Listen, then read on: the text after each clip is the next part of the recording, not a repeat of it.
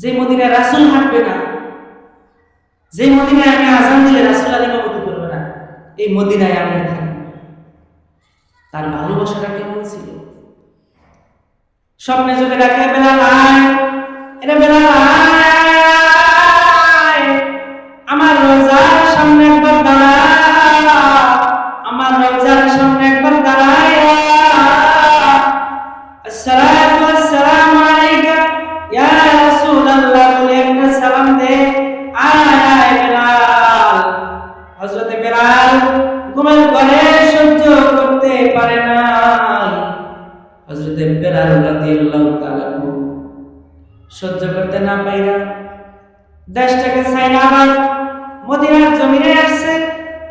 মদিনার বাচ্চাগুলি বেলালকে দেখা মাকে যায় ডাকে, মা চলো চলো মা, মদিনার মসজিদে যাই, মদিনার মসজিদে, মদিনার রাস্তায়, মদিনার মেম্বারের রাস্তায় আজকে হযরতকে বেলালকে দেখা যায়। নিশ্চয় আজকে আল্লাহর রাসূল আসবে। মদিনার বাচ্চাগুলি আল্লাহর রাসূলকে দেখা, হযরতে বেলালকে দেখা আল্লাহর রাসূলের কথা স্মরণ করে বলেছে। আল্লাহর রাসূলকে দেখা বাচ্চাগুলি অঝরে কান্দে, ওগো মা চলো চলো মদিনার মসজিদে যাই। মদিনার মসজিদে যাওয়ার পর কত সাহাবীরা বেলালকে দেখা নবীর কথা স্মরণ করে বলেছে। বেলালকে দেখা সাহাবীরা কাঁদতেছে। বেলাল যেহেতু আসছে, আমার রাসূল আসবে, 6টা মাস হয়ে গেছে, এখন পর্যন্ত কিন্তু আল্লাহর রাসূলকে ওনারা কেউ একটা মুহূর্তের জন্য ভুলতে পারে নাই। জোরে জোরে আল্লাহু আকবার। একটা মুহূর্তের জন্য বলতে পারে নাই। সাহাবীরা বলেন, এরে বেলাল, যে সময় আল্লাহর রাসূল মদিনার বুকে ছিলেন, যখন উনি জীবিত ছিলেন, আপনি যখন আযান দিতেন আল্লাহর রাসূল এসে ইমামতি করতেন, আপনি যখন ইকামত দিতেন আল্লাহর নবী নামাজ পড়াতেন।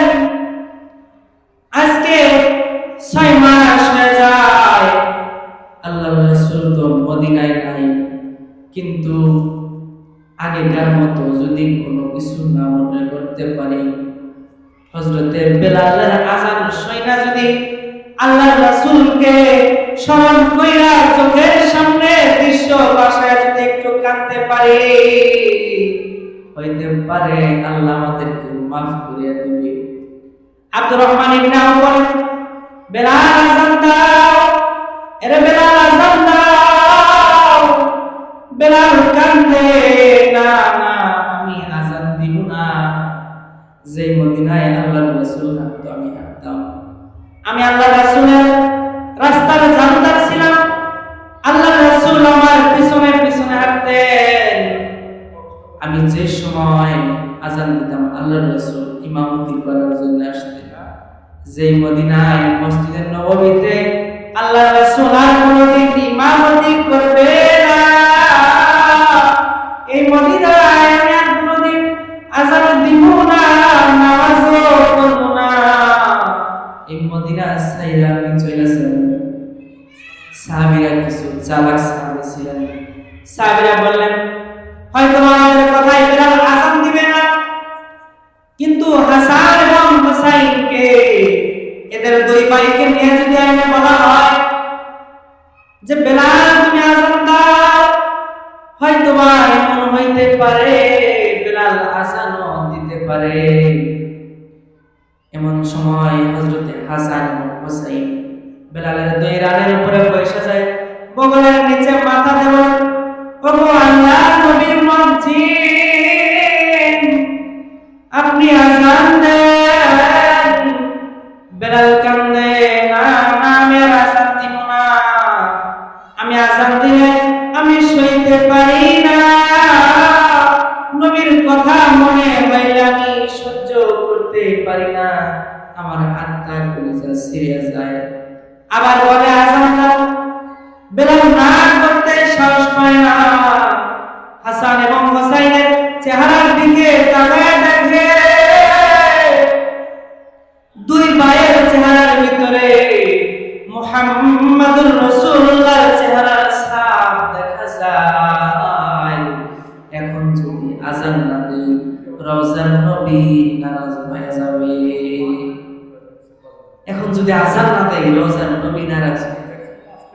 আহ কেমন মহাব্বত তাদের ছিল, হ্যাঁ?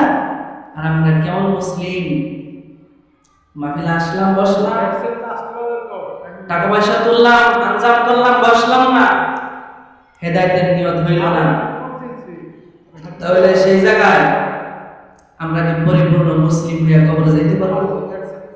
কবরে যাইতে পারবো? সম্ভব সম্ভব।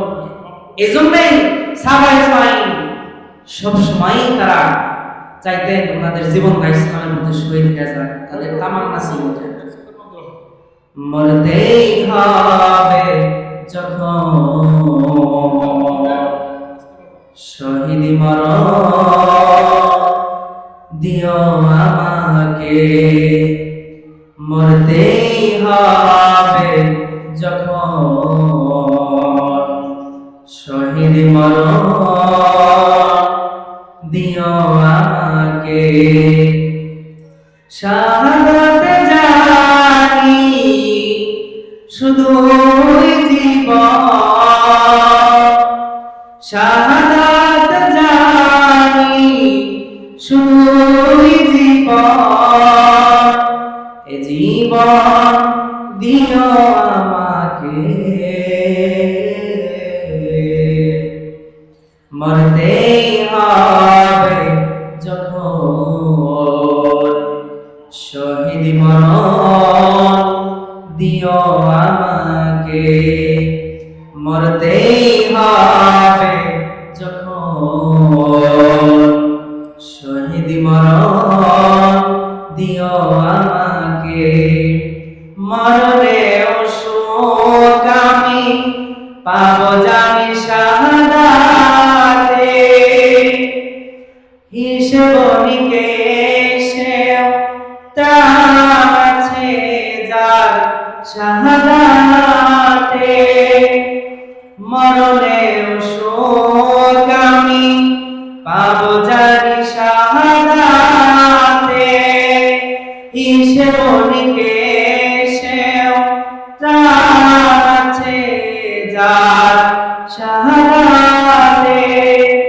তাই মিনতি তোমারই কাছে, হাজার শাহাদাত দিও আমাকে, মরতেই হবে যখন শহীদ মরণ দিও আমাকে, মরতেই হবে যখন শহীদ মরণ দিও আমাকে। রোগে শোকে নিও না আমায়, বিপদে মুসিবতে নিও না আমায়, রোগে শোকে নিও না আমায়, বিপদে মুসিবতে নিও না আমায়।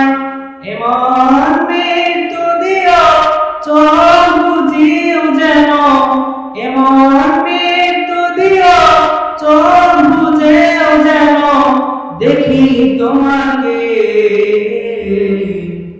মরতেই হবে যখন শহীদ মরণ দিও আমাকে, মরতেও হবে যখন শহীদ মরণ দিও আমাকে। আল্লাহ আমাদের সকলকে শাহাদাত নসিব করে, সকলে বলেন আমিন। তাদের জীবনটা কেমন চাওয়ার ছিল, কেমন পাওয়ার ছিল, আমরা কেমন জায়গায় জীবন গড়তেছি, কেমন রাস্তায় জীবন গড়ি, আপনি কি কোনো একটা সময় ভেবে দেখেছেন? আমরা যখন না বললে বুঝতে পারবেন না, দুই স্বামী স্ত্রী যখন বাসর করে কথা বলে, একজন আরেকজনকে বলে হাজারো বিপদ আসলেও মরেও গেলেও একজন আরেকজনকে ছাড়বে না, কথা কয় কয় না, কয় না, মরলেও একজন আরেকজনকে ছাড়বে না। একটু চিন্তা করে দেখেন, মরলেও একজন আরেকজনকে ছাড়বে না। এত সুন্দর স্ত্রী বিবাহ করে নিয়ে আসছে, ভালো একজন দেখলে পরকিয়া করে তার সাথে চলে যায়, কথা বলেন ঠিক না?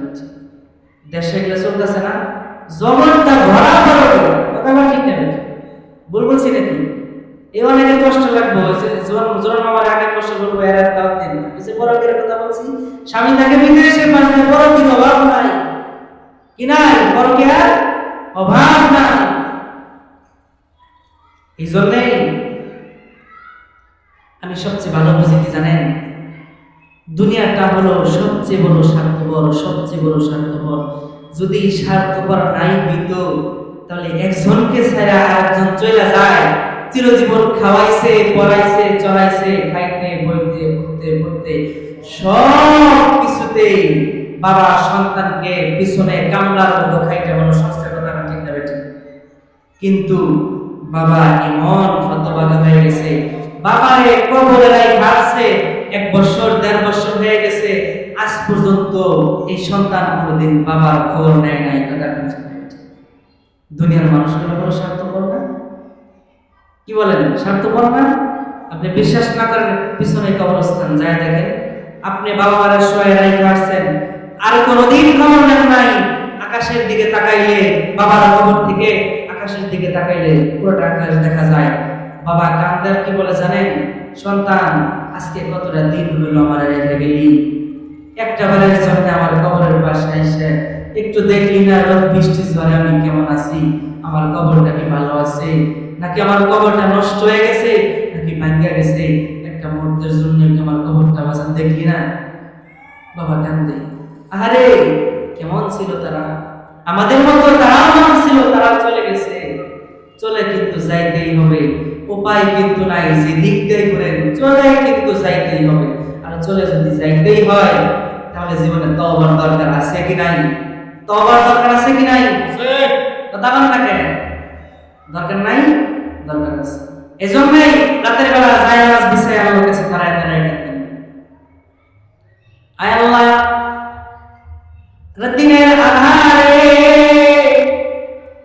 অনেক গুনাহ করেছি, রাতে আধারে তওবা করেছি, আবার রাতে আধারে গুনাহ করেছি, আবার দিনের আলোতে তওবা ভেঙেছি। এইভাবে তো অনেক সময় পার হয়ে গেছে, অনেক সময় এইভাবে কেটে গেছে। হায়াতারিনে কেতে সামনে মাই কিস तरह आऊं না আউতু কত চমৎকার কথা, না আউতু দিলে মুজতরকো লে ফির কাহা যাও। হায়াতের জিন্দেগিতে অনেক গুনাহ করে ফেলেছি, আপনার সামনে আসতেও শরম লাগে। ওগো আল্লাহ, যদি আপনার কাছে না আসি আর কে আছে, কার কাছে যায়া জিন্দেগির গুনাহগুলি মাফ চাইবো? এমন কোন দরবার তো নেই মাফ চাও। এজন্যই সকলেই তওবা, সবসময় তওবা করবেন, সকাল বিকাল শোয়ার সময়, সকালে উঠে তওবা করবেন, ঘুম থেকে উঠার পরে তওবা করবেন, শোয়ার সময় তওবা করবেন। আল্লাহ যেন আমাদেরকে সকলকেই যেন গুনাহমুক্ত জীবন দান করেন। সকলে বলেন আমিন। ওয়া আখিরু দাওয়ানা আলহামদুলিল্লাহি রাব্বিল আলামিন। আসসালামু আলাইকুম ওয়া রাহমাতুল্লাহি ওয়া বারাকাতুহু।